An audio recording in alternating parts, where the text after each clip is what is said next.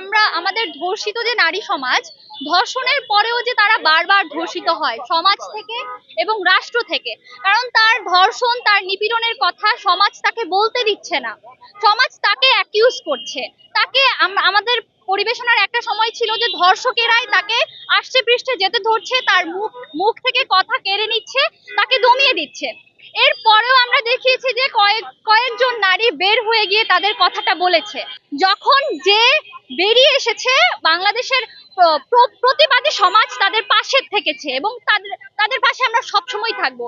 শিল্পের ভাষায় আমরা তাদের পাশে আছি, শিল্পের ভাষায় আমরা তাদেরকে এটা বলতে চাই, আপনার সাথে যে অন্যায়, যে ধর্ষণ, যে নিপীড়ন হোক, আপনি সেটা মুখ ফুটে বলুন, আপনার প্রতিবাদের ভাষাটা আপনি প্রকাশ করুন।